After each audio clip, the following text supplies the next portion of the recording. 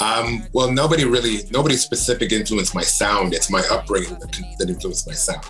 Like I'm from Toronto, like I said, and I grew up hearing and being exposed to all kinds of music from all cultures and all walks of life. And that is what influenced my sound. When I DJ, I'm playing the sound of Toronto, no matter where in the world I am. All right, hello everybody. This is Joshua H from Shifter Magazine, and today we have one of Toronto's most certified and biggest DJs to ever do it. With his recent song Marathon with Connor Price, that's been making waves in all formats, Spotify, radio, like in the Raptors games, you all know it. We have DJ, record producer, artist, and the official DJ for the Toronto Raptors, 4Korners, here with us at Shifter. How are you doing today, man? What's going on? I'm good, man. How you doing? I'm doing all right, man. Thank you for coming by in this wonderful January day of January 13th, 2022. Like, although it might be a little bit gloomy, like, we have to make this work for today, to get like a positivity rate going, Absolutely. The sun is not shining, but we still got to keep it moving. Yeah, no doubt. And, I want to get into your like life story for a bit too. So knowing that you have grown up in Toronto, like which ends did you grow up by and what was like life back for you as a kid? Would you say that you had a great experience growing up or would it be like a very different experience? Well, I grew up in North York at Jane and Shepherd and went to school in that area and then at Keelan Finch. So I was just pretty much around Jane Strip and the Finch corridor my early years. And it was, somebody from the outside might look at it and say it was not a great experience, but I had a great time. I enjoyed my childhood a lot. My parents were very loving and supportive, and I had a great group of friends and some, fringe friends that, some of my friends were into some stuff, but I was able to steer clear. I was heavily into sports. I was into basketball. I was into music. And I was always just either playing on a team somewhere, or I was in band practice, or I was in my parents' basement learning how to DJ. So I was pretty much as far as the streets. It was there, but I was never directly involved by choice. It's very easy for me to get caught up in that where I grew up, but I just never did, just because I don't know. I never really had the desire. I was always really into other things, and I was so consumed with sports and music that I didn't have time, I guess, to get involved in anything else like that. Plus, my parents brought me up in such a way that it just wasn't the vibe. Yeah, it's interesting too. With Jane and Shepherd, like just like even the Jane Strip too, like they had like a lot of amazing artists from like the start until now. Like right now, like we had like Julie Black that was from there. Free A like is also from like the Jane Strip area. Pressa. And like a lot of like unique acts that have like these unique sounds and styles. And even most recently, a very well-known basketball YouTuber, K Showtime, who's been like making waves in basketball, So Jane Street has bred like so many like dope talent from there, Absolutely. From top to bottom, Jane Strip is it's a great place. Yeah. And knowing that, you've gotten into sports back then and like DJing, but like earlier on then, like what was like your first introduction to music like? My dad was a musician in like the 70s and early 80s until he quit music and became a chef. But my entire everything to do with music, I learned from him originally because he always had music playing in the house. He had a dope record collection that I still have. It's pretty much mine now. And a whole bunch of like in the car would be like cassette tapes, and he would always tell me about music and teach me about bands. And I was exposed to it all very, very, very passionately through him. So I can't remember a time when music was not a big part of my life because of that.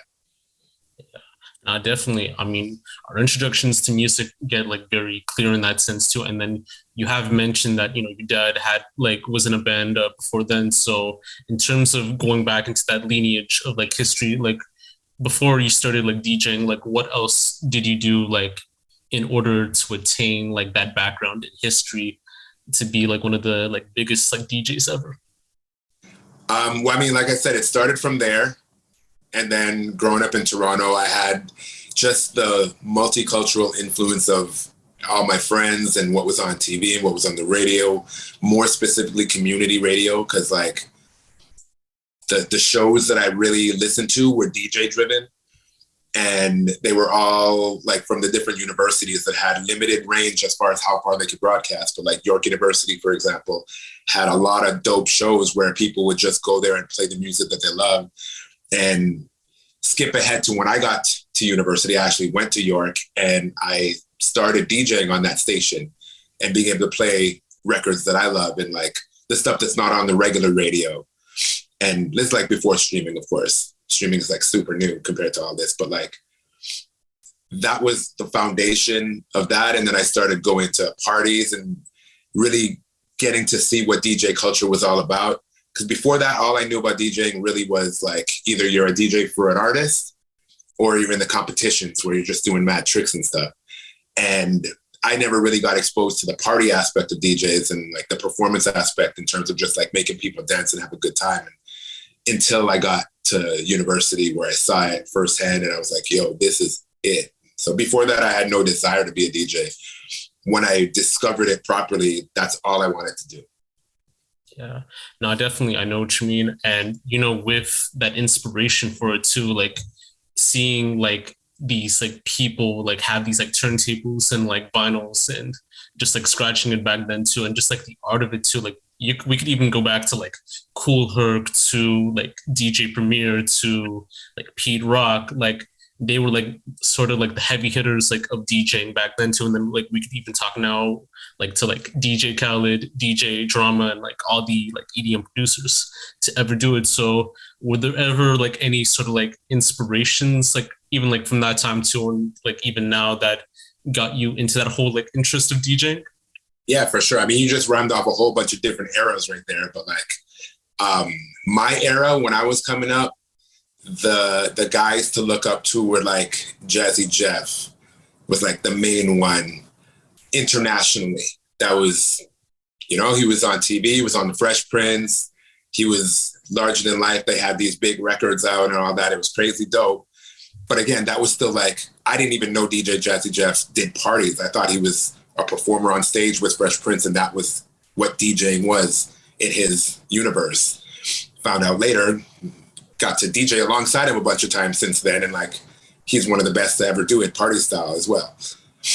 And then from here, and I say this like this comes up in a lot of interviews that I do, the Baby Blue Sound Crew was like the number one influence in me wanting to become a DJ as far as looking at local DJs. And when I say local, like they toured internationally as well. It was a crew that was based in Toronto, from Rexdale actually, that and Malton. Those guys did it like nobody that I ever seen to that point, in the fact that they really look like artists. They look like a band. They look like an R&B group when they had like the way they had their photo shoots and they had like clothing sponsors and the way their mixtapes looked, to the point where they got a record deal with Universal and were putting out official like albums that you could go buy in the store. But it was like a mixtape of all the popular songs on Universal Music plus their own original songs mixed into it. And I thought that was everything. So like between those two, I really, really was inspired to dive into this all the way. Yeah, no, definitely. And I just had like this one interesting thought, like when you were explaining about it, were sound clashes like big, like back then in Toronto, like as it was like before, like, because I know like in Jamaica, like they would have like sound clashes between like certain DJs, but like in Toronto, were there ever like any like big like sound clashes like back then, like when you started out, like in that sense? Yeah, but more on the reggae scene. That's a dancehall thing, more than anything else. So like it still happens to this day. It's just like it's way more a dancehall tradition than it is any other kind of music. Yeah, no, definitely too. And like, you know, as far as like influences go, like who would you say like has like influenced your sound, like when it comes to like your profession, like in that sense? In terms of production or in terms of DJing? I want to say more of the DJing part too, since this is like the integral part of like the interview in the sense. Well, nobody specific influenced my sound. It's my upbringing that influenced my sound. Like I'm from Toronto, like I said, and I grew up hearing and being exposed to all kinds of music from all cultures and all walks of life. And that is what influenced my sound. When I DJ, I'm playing the sound of Toronto. No matter where in the world I am, I'm like, it's a amalgamation of everything that I am and that I've experienced and that I've learned along my journey. And like, just from being here, like you can't be a Toronto kid and not know everything, not be exposed to everything. Like you can go up to the hardest hip hop fan and they definitely know pop and rock and dance hall and soca and you know what I mean? It's just, we're all mixed in together here in such a way that like, whether you know it or not, you're influenced by things. Yeah, no, definitely. And, you know, like just even like speaking about like the whole like nightlife scene too, because I know that you mentioned that you weren't like integral to like the nightlife, you know, until like the DJing thing like happened like big time too. But, you know, just even as like a person who would go to like events too, you know, going to gyms, how would you describe like the nightlife back then in Toronto, and what were like some major differences that you noticed like back then versus like now in that sense? It's a loaded question. The main difference is Black people were not allowed in the white clubs. The main difference is Black music was not allowed in the white clubs. And when I say white clubs, I mean the actual nightclubs. If you wanted to go hear Black music, when I first was coming up, this is like late 90s, early 2000s, before I really got into DJing, when I was discovering it. Where you heard Black music, the parties were thrown at banquet halls and school cafeterias and dining halls and like whatever venue would allow it. The nightclubs themselves were not playing our music. And compared to now, everybody's playing our music. It's the most, like hip hop specifically is the most popular music in the world now. Them times it wasn't that. And there was some real lines drawn in the sand as to what kind of people they wanted in these clubs. So I'm very happy that's changed, and I was definitely a part of changing that here in this city. Yeah, no, definitely. And, you know, I have like noticed it from like back then too versus now. So like even like, you know, with restrictions on going to like the club back then, like as, you know, for Black people, you know, like they would have like these strict like conditions for what you'd have to like wear to go inside to a club versus like how they would treat it to like a non-Black person in that sense too. So like even if we dress like at our nicest, you know, we still like wouldn't be like let in that sense too. But even with the presence of like new Black clubs and like new promoters, do you feel like that change has become like better in that sense too? I don't know if it's better or worse. It never should have been in the first place. That was like one of the ways that you can be racist without being racist is like say that you have a strict dress code and all the things that are on the no list are all things that Black people wear. So they thought they were clever. We didn't buy it. Currently, though, it's not to say that that's all the way gone, but just culture and fashion has changed so much that people don't dress up to go to the club like that as much, or at least not males.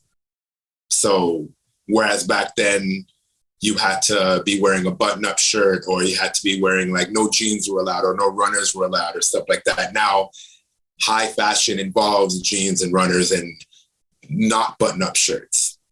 So it's difficult for them to run that game at this point.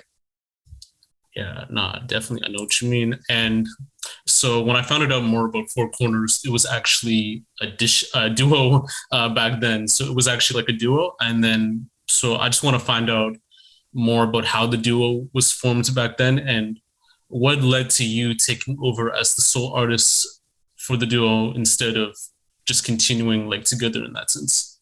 Well, 4Korners actually started off as 4 people. Oh, true. Through the years, it changed a few times. For a while, it was 3 of us, and then it was cut down to 2 just through the life circumstances. And that's when we started really making a name for ourselves. So most people that know the history of 4Korners will probably say what you just said is like, yeah, it used to be a duo, and now you're a solo act. The reason why I'm a solo act now and not a duo anymore is just because my partner at the time is no longer in the business. This is like, it's a difficult business to be in for the long haul, and it's not for everybody. And I don't fault him for not wanting to do this full on anymore because it's not easy. It takes a lot and a lot of sacrifices involved, and you really, really have to want to do this with everything in your heart. And when it wasn't that for him anymore, he just fell back. No, it's very interesting too. And like, as you said too, like, you know, like there was like a sound crew like back then, like the Baby Bash, like the Baby Blue sound crew. My apologies. So would you say that like 4Korners back then was kind of like the Baby Blue like sound clash, like in that sense, you know, having like all these like people together to like DJ, to like come up with these sounds and all that type of stuff? Well, yeah, like I said, when I was coming up, I thought they were the coolest shit ever. And so I modeled what I was doing after what I saw them doing. So I figured I knew of a lot of DJs that were solo DJs, and I knew of them as a crew. And I just thought the crew thing was just so much doper. So I was like, yo, I'm going to form a crew. I'm going to get into DJing, but I need to form a crew. So I kind of roped in, like, one of my friends who was with us for a long time. His older brother was a DJ, so he was all in. But then the other two members were one of my homies from high school and my cousin. And they lasted like 2 weeks because once they realized how expensive records were, they were like, nah, we're not doing this. Yeah, nah, definitely. And, you know, it led to you being the official DJ for the Toronto Raptors, which you have explained like on how that story began. But I wanted to find out, like, being that official DJ for almost like 10 plus years, if I'm correct, did you feel that you came like a very long way from where you started until now? And how would you describe that like long lasting experience, you know, DJing for probably like one of the biggest teams in Canada? Probably one of the biggest teams in Canada. What are you talking about? Literally the biggest team in Canada. I've been in the Raptors. I'm in year number 17 right now. So if there's been no progression for me in 17 years, I'm not doing it right. So there's been a world of progression. What I've been able to do though, as I've been growing myself as an artist and growing my brand, I've been able to leverage my position with the Raptors to be able to reach certain places and certain positions that I might not have as easily without that. So, for example, touring internationally, I was able to definitely break down some doors of places that I hadn't been, or places that where the promoters or the clubs hadn't heard of me, with that stamp that like, yo, I'm the official DJ of the Raptors. That's a marketing tool that they could use to sell. So even if they know people at their club or they're in their city don't know me, they can say, we have the Toronto Raptors official DJ coming. And that has like the right amount of cachet for them to be able to use that as a marketing tool for people to get excited. And then when I go there and I smash it, now they don't have to lean on that much. But like the initial foot in the door, the Raptors thing, I've used it very, very wisely to my advantage, as anybody with anything like that should. It's a missed opportunity if you don't. Yeah, no, it's very interesting to hear that, and knowing like how that experiences comes with like a lot of like rewards, a lot of like different opportunities here and there too. And then, you know, usually like everyone would see you like at the games, like DJing, like there's like a certain section that you do it at, like people would interact with you either like through like a hand gesture or just, you know, just like rooting for you in that sense too. But like people want to find out more like on how like the typical day for you would be like as like the DJ, like when you're DJing at a home game, you know? Is that a question? Yeah, no, like that's like an interesting question. No, that's like one of the questions. So like, what is like a day? Like what I meant is, what is a day in your life like when you're DJing at a home game, like in that sense? Well, I mean, I have a certain routine. I actually do have a video online as well that I did with a brand that followed me from home to the game. But I try to show some of it on my Instagram story too, just to like take it behind the scenes. I like to use social media as not just look what I did, but look what I'm doing. And like, yeah, I generally will show like the preparing the records and like deciding what it is I might play today, to getting ready, putting on my like jersey or whatever it is I'm wearing. Then I head over to the arena. I set up, I do a little warm up and stuff. And then when the doors open, normally, not right now, there's no fans right now, unfortunately, because of COVID. But normally the doors open and I start spinning for like right up until the game starts pretty much.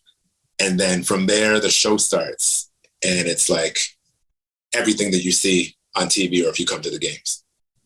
Yeah, that's very interesting to hear. And, I want to go back into like the 2018, 2019 season, like when the Raptors like officially like won like the championship too. So, just going back to your experience, like how was that experience like for you, like when you DJ'd for that like specific season? Would you say that it was like one of your best seasons to take part in that profession, knowing that they won and knowing that, you provided like a lot of good music from the start to the end, Dude, come on. What season would be better than a championship season? Kind of question is that? Of course, absolutely. It was amazing. That was the best season that I've played in my 17 years playing with the Raptors because we won the championship. And the excitement around the city and the whole country and the whole basketball world at that time was unmatched. It was a beautiful time. I can't express in words how it felt, but I remember it, and I know I'll remember that for my whole life. Yeah, I definitely would have to agree too, and then, it led on to, your music career as like an artist too. And, on the production side and also, on the recording side, working with like a variety of artists like Kevin Rowley, Connor Price, and like a whole bunch of like other acts too. So, sorry. So that same year you did your music career. What made you decide on taking that music route seriously and dropping like music more often on like streaming platforms? Well, it was not because of that I started making music. It was just, it happened to be that same year that I started releasing music consistently. I started in March of that year, actually, and then we won the championship in June. But I've been working on making music for the past few years and just getting better at it. I've released a couple of records here and there, but nothing really major except for one that I dropped, I think it was in 2013, that was like a remix of a David Banner song that I flipped and just like made it. It was originally going to be an edit, like just an edit is like what DJs make, like versions of our song, like an unofficial remix. But the guys that I did it with, this group called Twerk out of New York, we decided to make it an actual song and put it on SoundCloud. And that thing blew up, and DJs around the world were playing it. And like DJ Snake premiered it on BBC Radio in the UK, and Skrillex was playing it at a bunch of shows, and Diplo, and a whole bunch of just like every DJ in the world knew me from that song. And that was kind of the thing that made me realize that, I should probably do this for real. But like, I didn't have any more records ready because I didn't plan that to be like a release. So I really had to like take the time to learn and get better and, perfect my craft. And I feel like I hit my stride around like late 2018, early 2019. That's when I started dropping records consistently. And since then, I've just been dropping, and things are only going up from there. Yeah, definitely. And we can even like explain that too with your recent single, Marathon with Connor Price too. That's been like blowing up like crazy, like on Spotify, on the radio, like even playing it at like some of the home games too, like when the Raptors were playing. So just speaking about that song in particular, like what was like the creative process and inspiration for it? And how did you manage to link up with Connor Price for that track? Well, this one's interesting because it was made from TikTok. Like, I played the beat on TikTok and asked for artists to duet it, which means, for those who don't know, like duetting something is like to do a sing or rap, play my video and sing and rap over the music that I played in my video and make a video of that and post it. So I asked for that, and a bunch of people did it, but Connor's was just outstanding. And I actually met him online earlier in the year. Still never met the guy in person, but we're just like, we connected over the internet, and I've been a fan of his music and he's been a fan of mine. And he did the duet and he smashed it. I hit him up. I was like, would you be down to make this a real song? People in the comments are going crazy and they're like, you got to finish this. And he was super down. He was like, I was going to hit you and ask you that. So we're on the same page. He finished it. We put it out, and it's been a great response so far. Like really, really good. We're already working on some more stuff.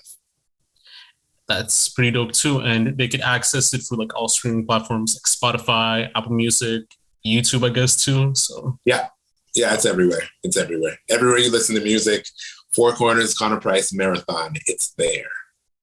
All right, that's dope. And I just only have like one final question left before this finishes up. So, what advice would you give to like any like aspiring DJs that want to take part in like this profession? First things first, ask yourself why. Ask yourself what the reason is. If the reason is because you want to look cool in front of your friends and you want to get some free drinks and whatever, sure. You can do that. That's fine. But definitely, it would be better if your reason is you really love music, you really want to make an impact, you really love making people happy, because it's such a great opportunity, it's such a great position to be in, and it can take you literally around the world if you take it seriously enough. I'm a testament to that. I'm a kid from Jane and Shepherd that's been everywhere in the world performing, spreading music, and making people happy for a living, and I get paid for this. So if you have the intention of really taking it to where it can go, just know that it's not going to be easy. It's going to be a lot of hours, a lot of work, but it's super, super, super worth it.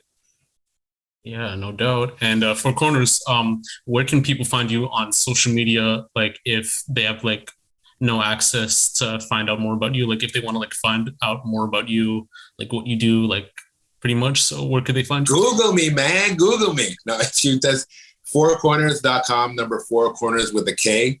That's my website. And then you'll find all my links on there, or just hit up Instagram or TikTok or Twitter or YouTube, everything. Type 4Korners in, I promise you'll find me. All right. 4Korners, thank you for coming by to Shifter Magazine. It was a pleasure to have you. And, I wish you like nothing but the best, Thank you, brother. Appreciate it.